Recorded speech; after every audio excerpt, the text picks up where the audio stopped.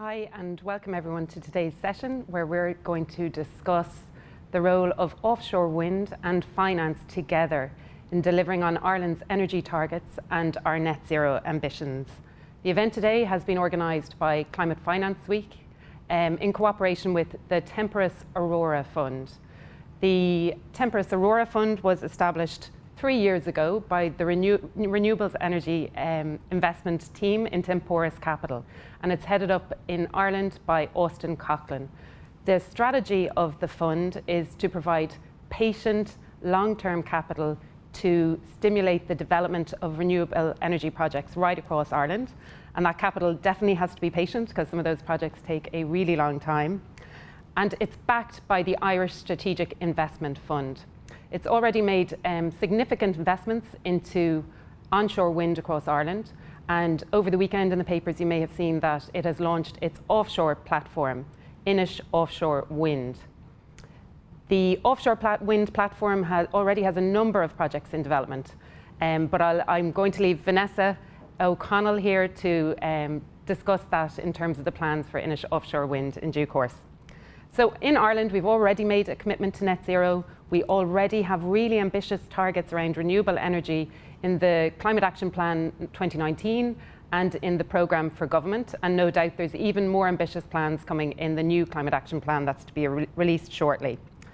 To maximise the potential for our Irish offshore wind industry, we really need finance and the sector working hand in glove together, supported by visionary public policy in order to deliver on the ambitions we've set.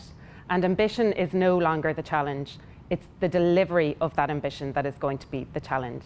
So with that, I'm going to introduce all our panelists. What we're going to do in the first section of this hour that we have is to really take a view from global to local. So we're going to start up at the COP26 position, and each panelist is going to make an opening statement and give us their perspective. And they all have strict instructions around timing just to make sure that we can move through this. So we're going to try and move through this at pace. So the first person I'm going to speak to is Carl Zammit-Mempel. Carl, you've had a really interesting career so far. You started as a UK diplomat in the UK Foreign Office, specialising in climate action and economic diplomacy. And you spent a stint in Chile. Then you moved into the private sector and you had senior commercial roles in Ørsted in the offshore wind space. And Ørsted, of course, is the largest wind farm offshore wind developer and operator in the world. And now you have taken up a role as the energy lead of the Climate Action Champions team for COP26. So what we'd really like to hear from you is that global perspective, what is happening in the energy sector in terms of the race to net zero and what we can all expect from COP26. Thanks very much, Laura, and it's great to be here today. So within the high-level Climate Action Champions for COP26, we look to motivate greater climate action and ambition, particularly from non-state actors, so businesses, investors, cities, regions, civil society, etc. And we know what is needed to achieve a 1.5 degree trajectory. We need to halve emissions this decade and be on track for net zero by 2050 at the very latest. And the power sector is really important for this. We need the power sector to decarbonize in advance of other sectors to enable electrification of other sectors via renewable electricity. And so there's a few components to that. We need to consign coal to history. We know it's the dirtiest fossil fuel. We need to phase that out in OECD countries by 2030 and 2040 for the rest of the world. And we need a vast expansion of renewable energy. We need to reach 60% of global electricity from renewables by 2030, from less than 30% today, en route to a completely decarbonized power system in OECD countries by 2035 and in the rest of the world by 2040. So to achieve that, finance is obviously crucial. We need investment to quadruple in clean energy technologies. We also need to expand and interconnect grids, invest in storage, and enable demand-side response to support as well. And so, of course, a range of renewable energy technologies are needed, but offshore wind is a crucial part of that. And it was interesting to see that last month at the UN General Assembly, there was a range of energy compacts launched, including an offshore wind energy compact targeting 380 gigawatts of offshore wind by 2030 and 2,000 by 2050. So that's led by the International Renewable Energy Agency and the Global Wind Energy Council. And so COP26 then is a crucial staging point as part of this transition. We're already seeing increased ambition from countries coming forward with their 2030 nationally determined contributions in advance of COP, but we need to see more. We had the COP president designate Alok Sharma yesterday making an impassioned call from Paris for G20 countries, particularly to step up on that. At COP, we'll have an energy day on the 4th of November where we'll see further commitments. But one thing that I just want to outline is I think it's really interesting that the private sector is showcasing its commitment to supporting delivery of the Paris Agreement through an initiative that we are leading in the Climate Champions called the Race to Zero. So this is now the largest collection of credible net zero commitments in the world. There's over 6,000 organizations from business, finance, in cities and regions as well, who are all coming together and committing to net zero by 2050 at the very latest, and halving emissions to 2030, or having their fair share of that halving emissions to 2030. And I just wanted to flag for those in the audience that there's a strong financial sector component of this Race to Zero called the Glasgow Financial Alliance for Net Zero. That's the umbrella grouping, and then beneath that there are individual net zero initiatives that are partners of the Race to Zero in different asset classes. So there's the Net Zero Asset Owners Alliance, the Net Zero Asset Managers Initiative, the Net Zero Banking Initiative, and shortly the Net Zero Insurance Alliance, which I hear is coming up later in the program today. So for those of you in the audience that are in this space and are interested in knowing more, please do find out more about those initiatives, which you can reach from our Race to Zero website. Thank you. That's brilliant. Thanks, Carl. And I love what you said there. You know, we know what we need to do. We just need to get to it and do it now. And your point about coal, you know, it reminds me of the phrase that the Stone Age didn't end because they ran out of stones. You know, the fossil fuel isn't going to end because we run out of fossil fuels. It's just that we find a better way of doing things, and great to see everything coming together for COP26 the way it is. So I think all eyes are going to be there as we go forward. Tanya, I'm going to come to you next. So you're the Chief Regulatory Affairs Officer with An Post, and An Post obviously is, you know, well known as one of the most sustainable companies in the country, but that's not why you're here on this panel. You are also, in your spare time, not a very busy lady at all, you are Chair of Renewable Energy Ireland, which is the umbrella group for the renewable energy technology trade bodies, and kind of represents them on issues of common interest. And the reason you got that job was because of your long career in energy policy space. So you were head of energy policy with IBEC, and then you became a ministerial advisor to Minister Dempsey in the noughties, and advised around the liberalisation of the energy market here. So you're definitely well credentialised in the space. Thank you. Tanya, can you give us the perspective of Irish, you know, the renewable energy policy in an Irish context right across the piece, and then possibly the role of offshore wind within that? Sure. Thank you very much, and thank you for the opportunity to be here this morning, to be with you, Laura, and the rest of the panellists. I suppose just reflecting on the interview there, that the video that opened up the piece, we've come through a very extreme summer, and we've all lived the experience of that and watching it. The IPCC report offered the code red to humanity. We know we're operating outside our planetary boundaries, and it's not whether we can stop warming, it's how we limit the amount of warming we're doing. So I think what's really important here is to put pace and urgency into the action that's required. You've asked me to talk a little bit about the domestic sphere in terms of policy. I think that there is no end to the record and monitoring and mentoring or measuring of policy. So we have the National Energy and Climate Plan reporting regularly to the European Commission. We've CAP19 and CAP21 coming out very shortly. The NDP this week has even set a more ambitious target of 80% renewable energy with 5 gigawatts of offshore wind in it, a higher increase for onshore and for solar as well. So my perspective on all of that is that there's no lack of policy, or indeed, I think within the finance space, no lack of funding. The issues really are, how do we deliver on the ambition? How do we implement and fast track the delivery in the early part of this decade if we're to have a hope of coming within the range of our targets for the end of this decade? And it's really important that we break things down into the near future almost by months. We have only now 8 years left in this decade. And so with that in mind, I was delighted to accept the role as chair of REI, following on from Mary Donnelly's establishment of it. I'm very proud to represent the technologies that are there, and my role within that is really to engage with key decision makers on some of these fundamental blockages to implementation. If I give you just sort of 3 highlights for me, around grid and infrastructure, we cannot decarbonise Ireland unless we decarbonise our electricity system, and for that, to bring electricity to fuel our cars in our homes and our cars outside our houses and in our houses, we need wires, we need infrastructure.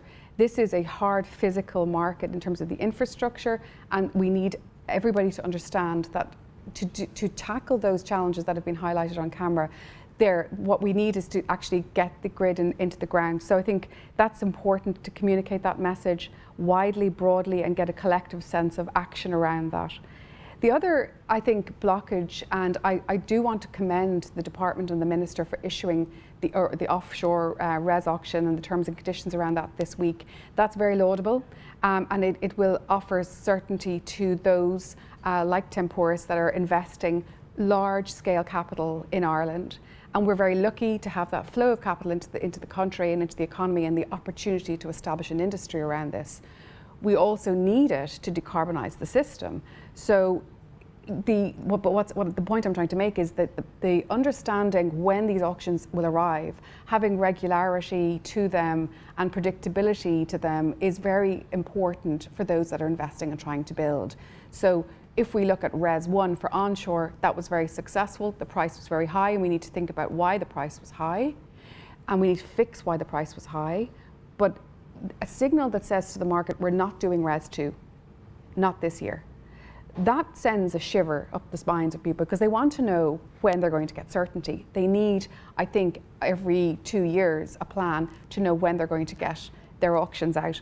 So I think bringing some regularity, predictability and certainty to the regulatory processes around this is very important. Lastly, the planning sphere.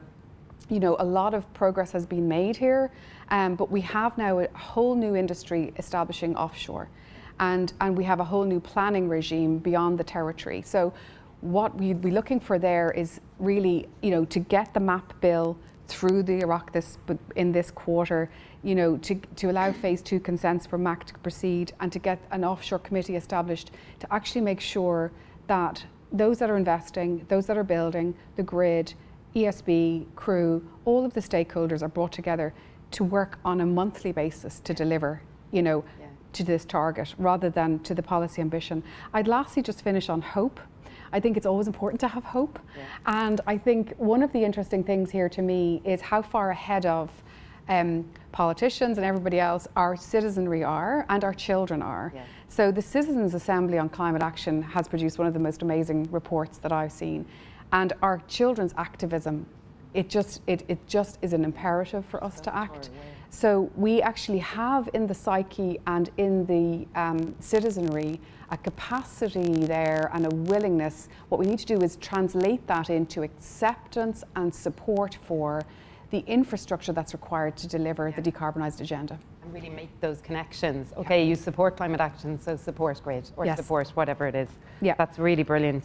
And really hearing from you there the pace and urgency around accelerating action on this. And you know, everyone's been talking about the decade of action. I'm hearing you talking about, okay, well, we need to break that decade down into months at this stage, because we only have 8 years left. And I think we'll hear later from Seamus McCabe about 8 years and how long it is to actually deliver an offshore wind project. And 8 years is a challenge. That's really great. Thanks, Tanya. So while the delivery of a market for offshore wind is primarily the responsibility of the Department of the Environment and Climate Action, climate action is an all of government policy, and the Department of Finance is strongly motivated to capture the wider economic benefits associated with the emerging offshore wind industry sector. So with that, I'm going to turn to Dr. Paul Ryan. Paul, you head up the International Finance and Climate Division in the Department of Finance, and you're responsible for managing relationships with international financial institutions like the World Bank, the IMF, so you're obviously seeing a lot going on there from a sustainable finance perspective. And you're also responsible for management of the department's role in climate action and climate finance. You've been a sustainable finance champion for some time. My own first involvement in sustainable finance was working with Stephen Nolan on a report that we presented to you back in 2017, and you've been championing it ever since. You also speak a lot about the need to change this narrative from climate negativity to climate opportunity. Can you talk to us about that in the context of offshore wind in particular? Okay, good morning, Nora, and thank you for the opportunity to be here, and thank you to my fellow panelists and the audience as well. No, you're quite right. I won't go through some of the background, and we're certainly at a very key time, both globally and for the EU and for Ireland. And I suppose one of the key drivers for us, as well as the whole challenge of climate and sustainability, the challenge is obviously the programme for government, climate action plan, carbon budgets, COP, etc., and then what's happening in Europe with Fit for 55. This was the key thing, what we're trying to do in the department for the last couple of years, and again, a lot of support from the Minister Donoghue and Minister Fleming, is, as you said, to change the narrative, because there's a lot of talk about, the climate challenge, the sustainability challenge. We just want to switch the conversation to talk about the opportunities of climate change. And that sounds a little bit strange, but as you said there's a lot of opportunities there in terms of economic activity, in terms of jobs, etc. And a lot of that is basically taken by the comments there of turning the ambition into action, of turning the sort of the ambition, or basically what we have to do, into action, and talking about delivery. And we are actually at a very good spot at the moment. We have the political commitment, the political ambition, the policy commitments have been put in place. And essentially, if you look at something what we did on Monday, the Minister launched the Sustainable Finance Roadmap for Ireland. And that simply sets out in very simple terms what we have to do in the next couple of years to make Ireland a global centre for climate finance. And we basically see finance as a key enabler, and no pun intended, but basically the oil of the engine for climate change. And one of the key things for that is basically marrying the investors who apparently have pots and pots of money with all of these projects that are needed on the ground. And a good example is wind energy. And if you look at the project today now with Temperas, and both Minister Donoghue and Mr. Fleming were involved in supporting that and launching it.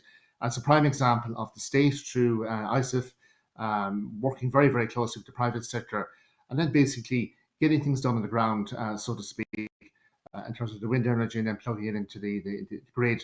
And this is the key thing. What we have to do is basically getting the money in there and making the change at a very early stage.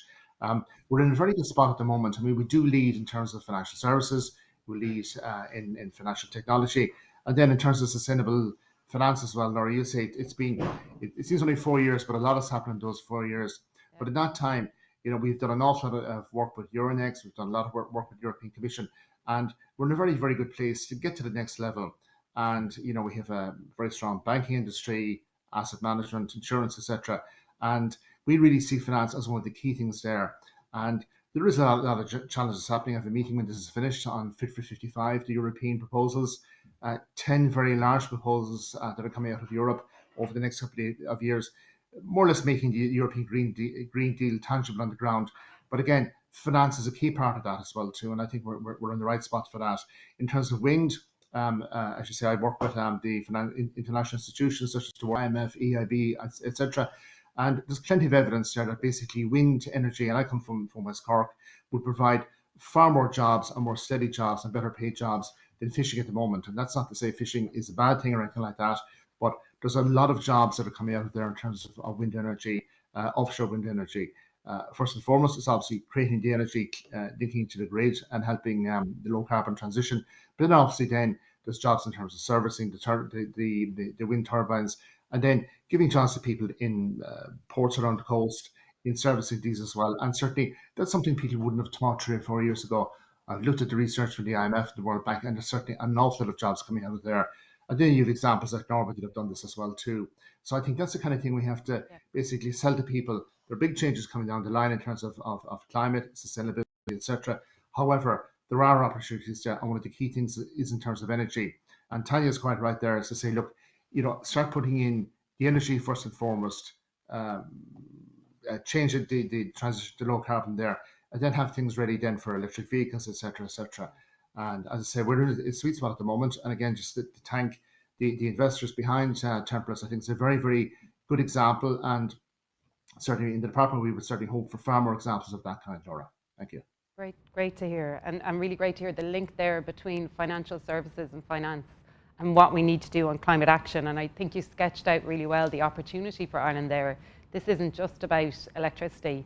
This is about an emerging industry with jobs and well-paid, sustainable jobs in the regions. And there's a huge opportunity for Ireland there. So thanks a million for that, Paul. Staying with the theme of finance, and Dr. Paul Ryan there referred to the ISIF. Paul Saunders, I'll bring you in now. You're the head of climate investing in the ISIF, which is our National Sovereign Wealth Fund.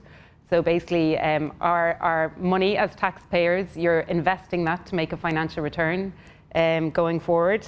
The ISIF is targeting an investment program of 1 billion in climate over the next 5 years, and you're in charge of that. And those investments are really to catalyse and accelerate the transition to net zero.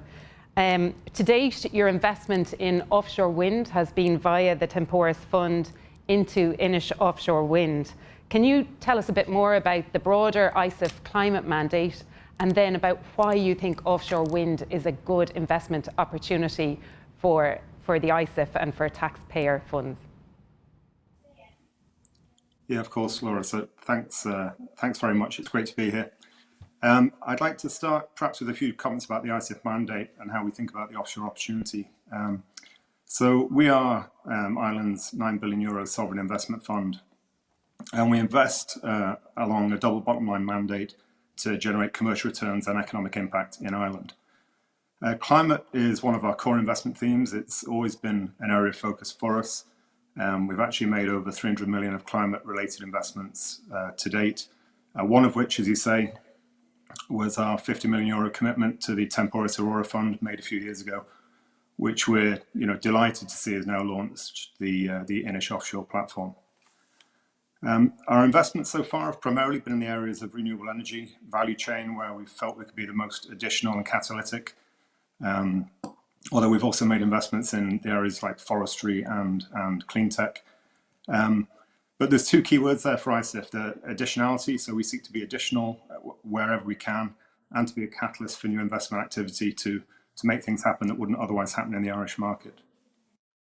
So recognizing the scale of the climate challenge for Ireland globally, as you mentioned, Laura, we recently announced our ambition to invest €1 billion over the next 5 years in climate-related investments, and we feel this is sort of matched to the size of the capital needs.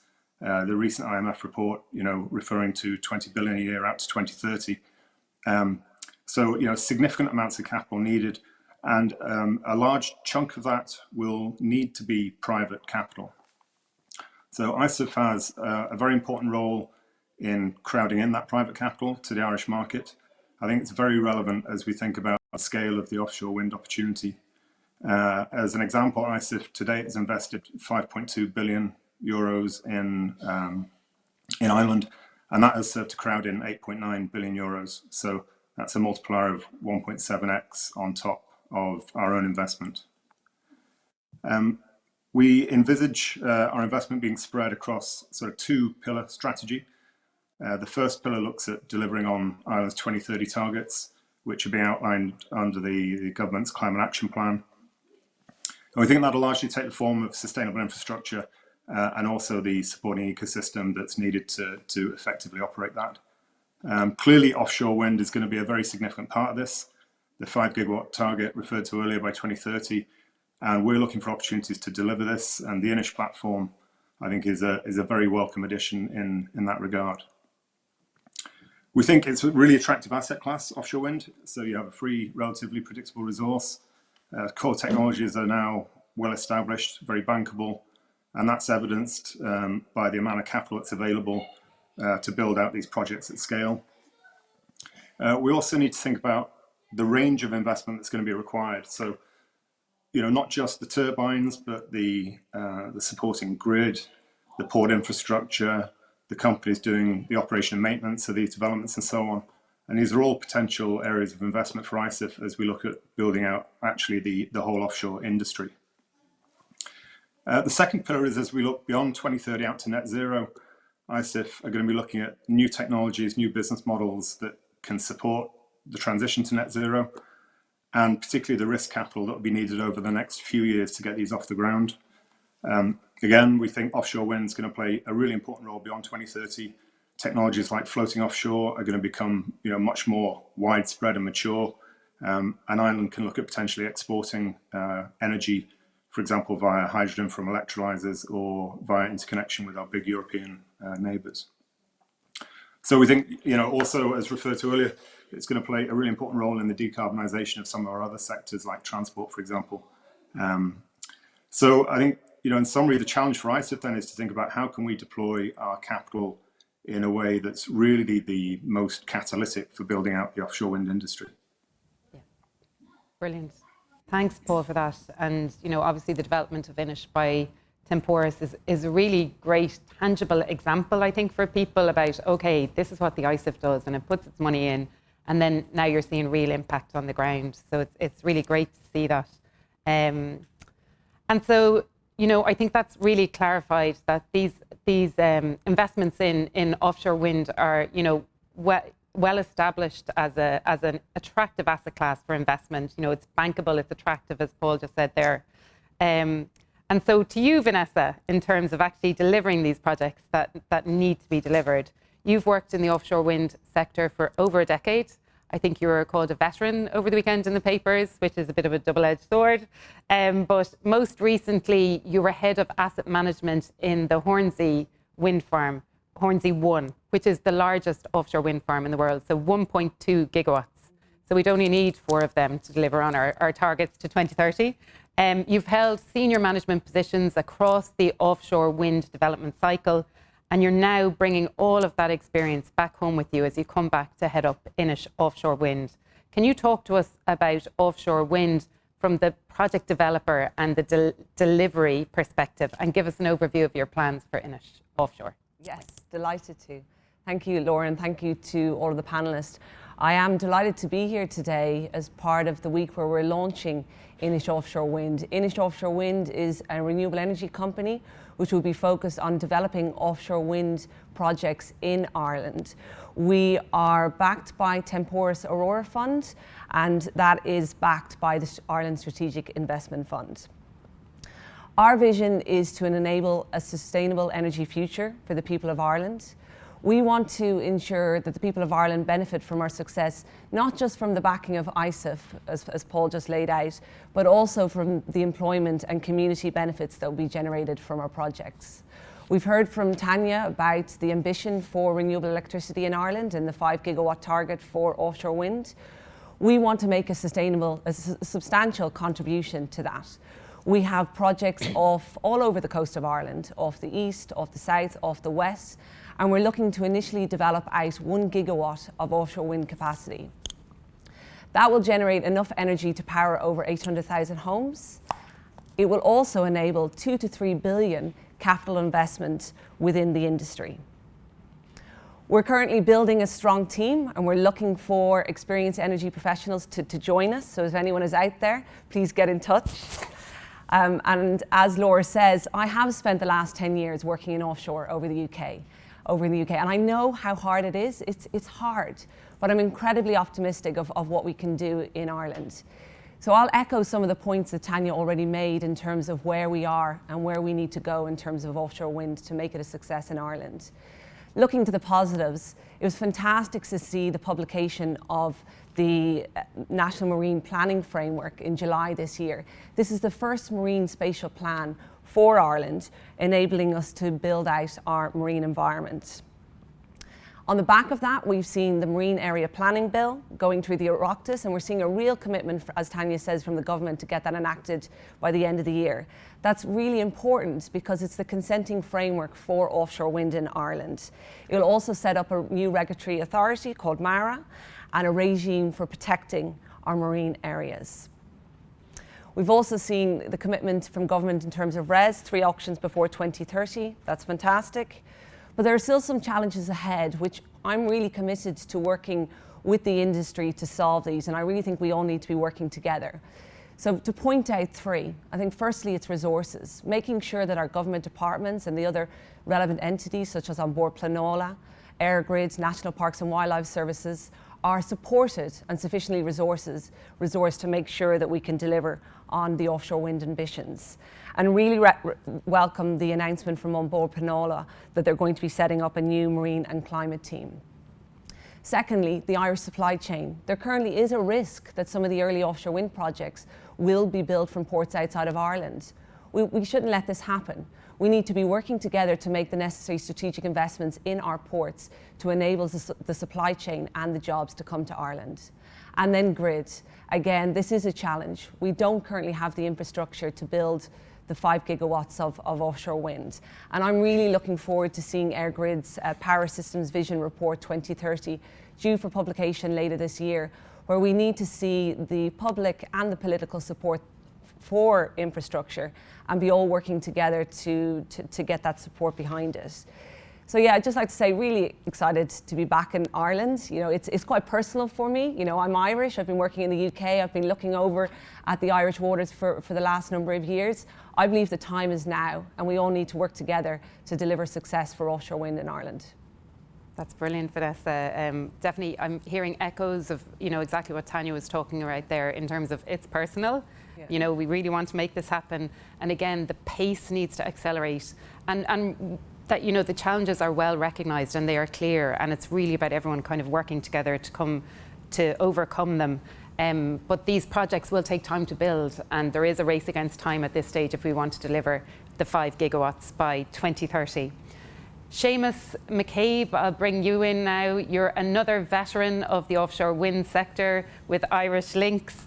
You've over a decade of experience in delivering offshore wind, having held senior commercial roles in SSE and now leading the asset creation team in the Green Investment Group. You mentioned the group has 80 offshore projects in development overall and most recently acquired the Scairda Rock project in Galway Bay. The Green Investment Group, it's a major name in terms of financing and in terms of project delivery. You've come into the market here. Can you just give us a feel for why you've come into the market? Why is it attractive compared to all of the other investment opportunities that you have? And what are your plans in terms of the Irish market? Good morning, Laura, and really thank you very much for inviting me to join the panel today. To discuss the role of offshore wind in Ireland in the race to net zero. As you said at the start, I've been working in offshore wind and the oil and gas industry for probably the last 20 years. And I moved over to Macquarie Capital in 2016. At the time, they were making the acquisition of the Green Investment Group, and that's since now become, the Green Investment Bank, and that's since now become the Green Investment Group. So I've been across a number of our equity and advisory transactions in offshore wind, and spent a lot of my career to date in the development phase of offshore wind, initially on the Arklow Bank project, which really back in 2010 wasn't progressing. Great to see that the framework is now in place for these types of projects, and followed that through the construction phase on projects like Greater Gabbard and then the Beatrice offshore wind farm in Scotland, bringing that up to financial close. So as an organisation, we're building on our vast construction and operation experience and moving at pace now into the offshore wind development space. And it was against that backdrop that we looked we looked at Ireland and asked ourselves, how do we enter this market? It's an attractive market. As an island nation, it's got a range of opportunities along our coast. The strong wind speeds that present themselves provide an opportunity, but there's a pathway that needs to be found through that. So over the last 18 months, we looked at Ireland, and that led to our acquisition of the Wed13 project off the west coast. So we look at Ireland very much, and we see there is a pathway now to 2030. But for us, we need to see flexibility is probably the key word in that pathway in delivering projects. We really have 8 years, as Tanya I think said earlier in her introductory remarks. We have 8 years to deliver projects, and that is a tall order. And we need to move at pace to enable those projects to be delivered. So the phase one projects, they have been identified as the first batch, and Wed13 is the first project on Ireland's rugged West Atlantic coast, and that probably presents additional challenges maybe that other projects in the Irish Sea don't quite have. And we see diversity in the Irish energy mix is quite important, and ensuring that there is a balance and a mix between providing that wind resource and enabling that wind resource on the west coast, in addition to providing load to the Dublin to the load centres in Dublin. So this is really an opportunity, this particular project for Ireland to pioneer, to open up the west coast margin, and GIG like to play in that particular space. We like to enable and pioneer projects. How we can enable that? I think the consenting process is evolving in Ireland. Most infrastructure projects do have challenges in getting approved, and we need to find pathways and actions so that we can accelerate our mission and deliver the energy transition that is needed in Ireland. So really, in summary, we're hoping to see that diversity and flexibility within the system and in the processes to enable these projects, and to ensure that we can deliver and provide the necessary infrastructure, but also the employment opportunities that Vanessa highlighted there. Being Irish, I've always looked to the market for the last 10 years and said, well, how can we enable that? And we're very keen to revitalise that, and particularly working in the Gaeltacht region where this project is, we see opportunities to bring back people to that location and use this project as that opportunity to enable the transition in Ireland. Yeah, and that really is the fantastic thing about offshore wind. It's regional jobs, it's jobs on the coasts. It really is such an opportunity.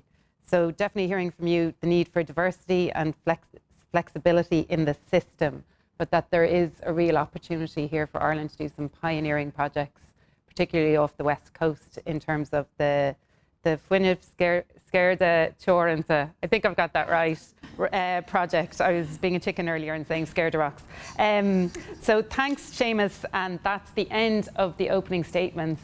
And hopefully we've given a good picture there from the global COP26 perspective right down to delivering projects in our Irish waters, to the finance that is needed to enable and really grease the engine, as Dr. Paul Ryan said.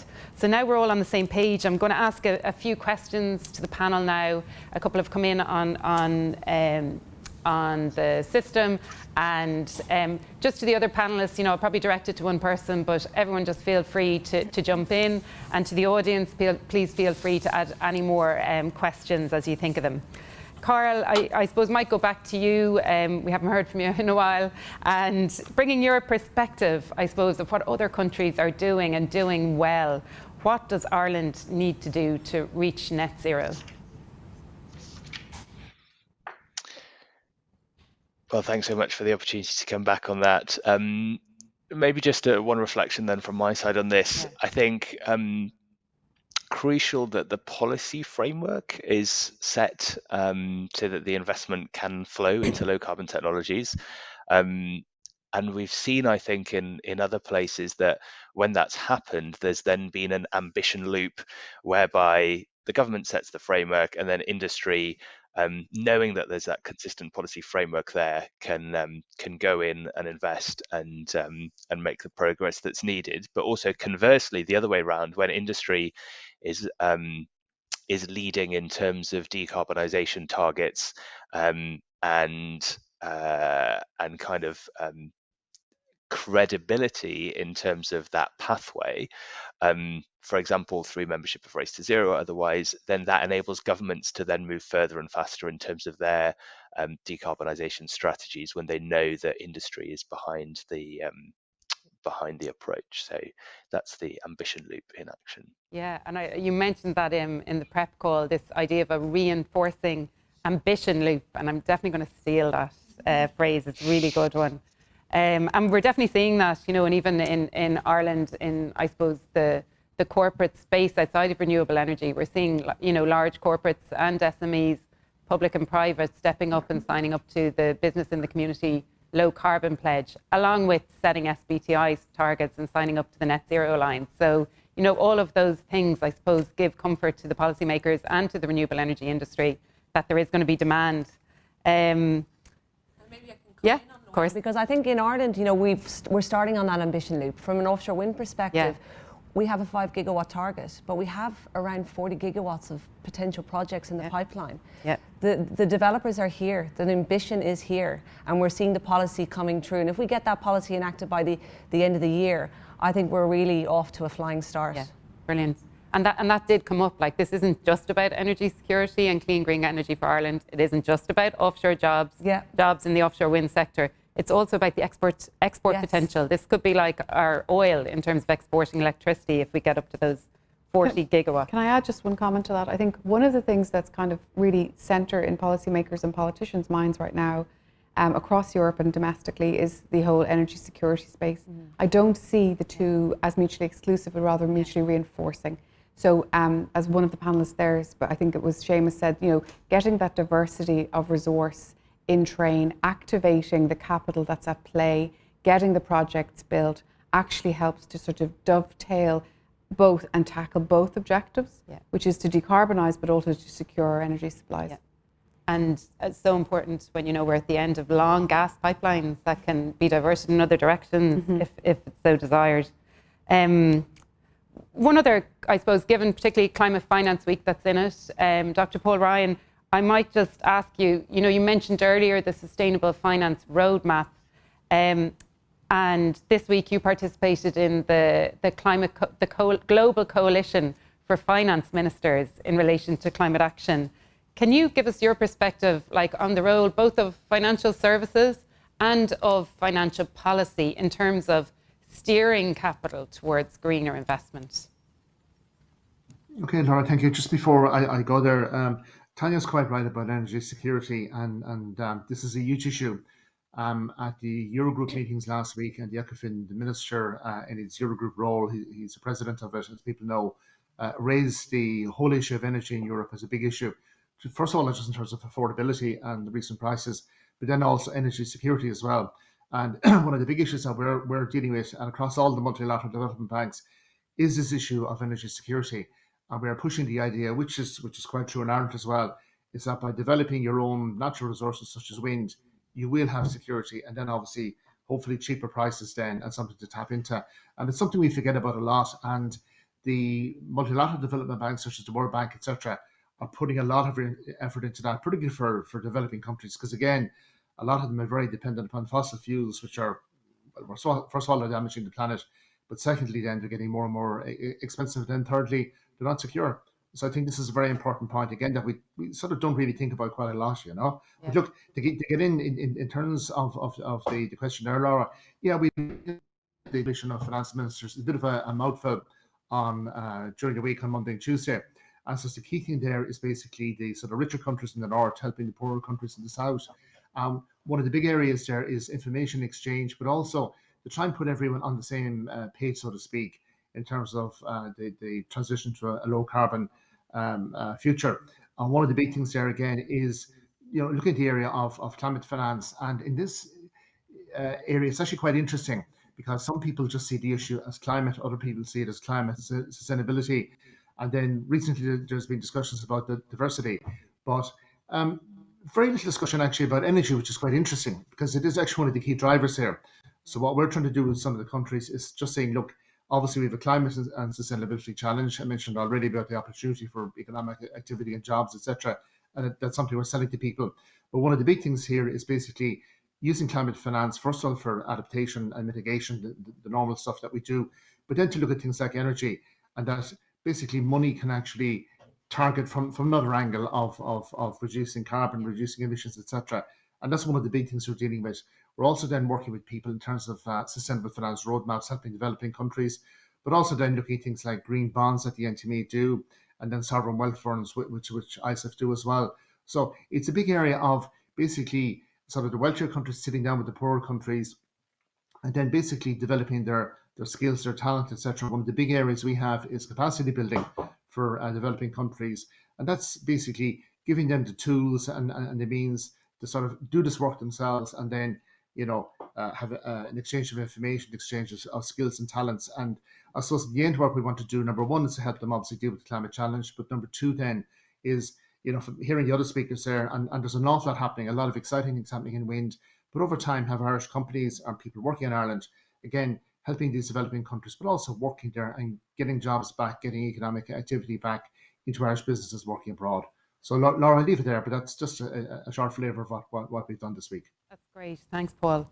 Paul Saunders, I might just turn to you again. There's a question in just about the role of the ISIF is not to displace private capital, but it's really to fill gaps in the capital structure, maybe, as we're seeing with the development phase through Inish Offshore Wind.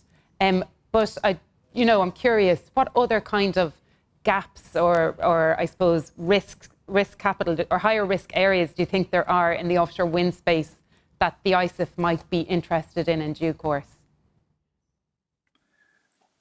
Yeah, thanks, Laura. And I think that's right. There is a lot of capital available for the build out of these, the wind farms, and that reflects the fact that it's a great asset class. It delivers yields and the ability to deploy capital at scale. But capital doesn't always turn up in the places or the forms that it's needed. From an ISIF perspective, we look at this from a very much a systemic or an industry perspective. So, we target investments in areas that are going to be supporting the overall rollout of the industry. So the infra, the services that are going to be needed to generate sort of a thriving sector. So that could be grid, interconnection, ports, vessels, manufacturing. So all of those are areas where we think there's a role for ISIF capital. There may be gaps in the capital structure of some of the bigger developments as well, where a sort of friendly sovereign co-investment partner can help to crowd in international capital, and we definitely see a role there. And then, as you allude to, in the area of risk capital, I think many of the technologies and businesses that are going to underpin, not just our 2030 targets, but the longer term transition to net zero, are going to be looking for risk capital over the next number of years. And we see a role for ISIF in helping improve access to risk capital for companies in this area, either through fund platforms or direct, depending on the scale required. We think building a sort of an effective investment ecosystem around the whole climate space is going to be really important. So we're looking to bring in world-class investors into the Irish market that will work with Irish companies to really make this a success. I think one of the, specifically and to the point around energy security, we're spending a lot of time now thinking about hydrogen, the role of hydrogen in the economy. I think that could be a significant enabler as we start talking about the tens of gigawatts of offshore potential. And certainly from an ISIF perspective, we have the flexibility to look at things that could be transformative in the broader economy. And so that's an area that we're spending a fair bit of time at the moment. Great. And that's definitely something we're hearing about again, the wall of capital available for green projects. And Seamus, representing the Green Investment Group, you obviously, with obviously funds to invest and investor operating at a global level, what makes you decide between one country or another in terms of where you're going to put your money? What recommendations are there to make Ireland as attractive as we possibly can? Because really it's competing on that global stage for capital now. Shortage of capital out there. What there is a shortage of is good projects, and that's what the capital is chasing. And when you bring that back to Ireland, and I'll go back to my points at the very start about diversity and flexibility, we need those in the system to bring about good projects for that wall of capital to access and to be deployed. We're at a point now where we're trying to drive projects through the consenting and permitting phase, and that needs to be done correctly. If you don't, you won't be delivering good projects. But as we push forward into the mid part of this decade, we're going to be looking at what are the supply chain challenges are to actually deliver projects.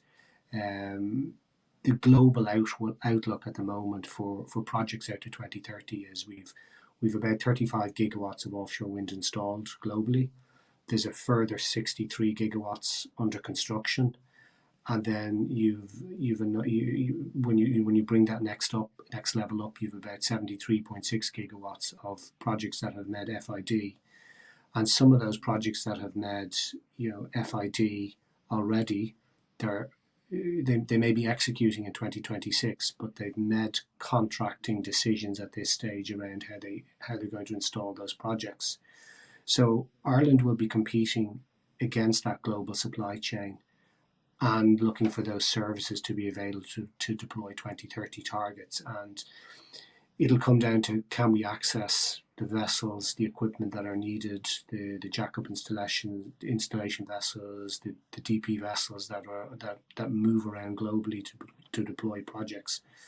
And they'll come to Ireland if they see that volume. And maybe the message really is for, can Irish supply chain companies start getting into that space, start partnering with some of those major international installation contractors to be able to be ready to provide services locally when that time comes. Brilliant. So another opportunity for Ireland there. I might end, I'm conscious of time now, I might end in the studio by going maybe first to Vanessa for a view and then maybe to you, Tanya, subsequently. But Vanessa, one of the questions that came in there mentions the UK sector deal. So some sector deal between the offshore wind industry and government in relation to offshore wind. And you mentioned that in our prep for this as well. Can you give us a bit of a feel for what that's all about?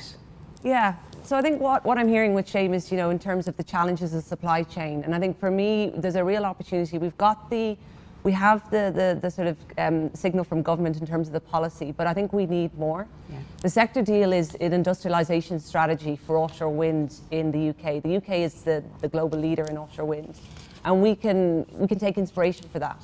We can develop our own industrialisation strategy for offshore wind in Ireland.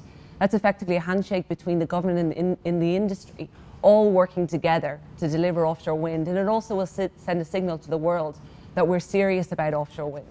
The government gives the ambition in terms of the targets. We have that. Let's look beyond 2030, and then we also have the route to market.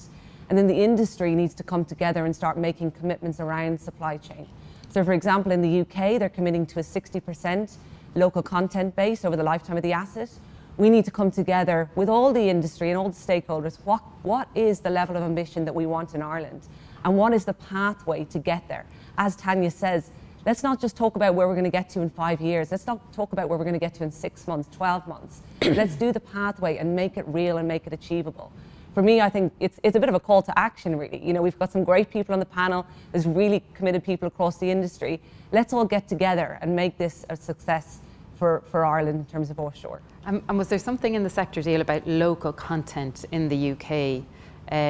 Some rule around that, or because basically so the sector deal is literally the government says it'll do this and then the industry says it'll do that. The sector deal has the 60% aspirational target, and then you do see sort of more mandatory targets coming through the equivalent of the res. Okay. So I think we should be looking to see should we be doing that? So it's tied in kind of in the res term T's and C's that you have to have X% of local content built into the cost of your investment. Yeah. Yeah. Wow. Okay. That's really interesting. Have you any thoughts on that sector deal from the perspective of? So certainly from an REI perspective, I'd certainly like to look at it more closely. It sounds like a natural fit to sort of replicate or mirror here. I think what it seems to do is institutionalise the engagement and to create a partnership between industry and government within parameters that are clearly set out but also signed up to. And I think that clarity of how to engage, on what to engage with regular check-ins is precisely the kind of institutional arrangement that we need to get this industry off. This is a tremendously exciting opportunity for Ireland. So I think that I can't imagine but that there would be support for something like that. So I'd love to take that away and have a good think about that. Yeah. Brilliant. And I know, again, in your role as with Renewable Energy Ireland, you there was an idea you suggested around a NEFIT for climate action. Yeah. Can you give us a bit more on that? I mean, I think we're all sitting here, and actually I came into studio today, and this is my first day with real live people since the 11th of March, you know. So I think I don't want to kind of labour the analogy, and I'm very sort of mindful of what we have been through as a global community and in Ireland within our families, and so coming through the pandemic will take time to absorb and to adjust for everybody, and public health is a fundamental, you know, a fundamental personal and societal issue. But I do think that there are some principles that were adhered to within how we as a state managed our delivery of protection and flattening that pandemic curve that perhaps bear some analogy to the climate change debate. I think for me, we put care at the centre of what we were doing. So with collective care and ambition, we tried to achieve what was an impossible task. We were huddled at home, not knowing when we were going to get back to schools or work. And everybody just immediately sort of rose to that call to action, which was protect yourselves, protect your families, protect your communities. I think the second thing that's of interest to me about how we approach that institutionally is that our approach was very people-centred. So we prioritised our vulnerable, and we prioritised our elderly because they were the most likely to be sick and to die. And so what we did was we put those at the centre of what we were doing. And I think if we can carry that analogy over to our climate, we put our climate at the centre of what we're trying to do here, and we keep that in sharp focus. The other thing that I think was really a strong learning for me around the science, around NEFIT, was the sort of the reliability of science, the reliance on science and expertise, the constant communication. You know, our solutions were clearly communicated and we could adhere to those. They were readily available to us. So I think that all of that taken together, we have, you know, an opportunity here to take the learnings of that to perhaps institutionalise something that puts climate action almost on the news every night. Yeah. And what Ireland is doing to get there. We literally have a blueprint for action within that. Yeah. So I'm conscious of time. We're going to have to wrap up there. There's just been such a fantastic conversation. I've been really delighted to be involved. For me, the key takeaways are it's not just about green electricity, it's also about energy security and economic opportunity for Ireland. We're in a race against time to 2030 to deliver the offshore wind targets we have. And really it's about the financial sector supporting industry and all enabled through visionary public policy that's going to get us there. So with that, I will close the panel, and thanks so much to all of the panelists for your time, for the prep and for today. And thanks very much for all your contributions. Thank you. Thank you, Laura.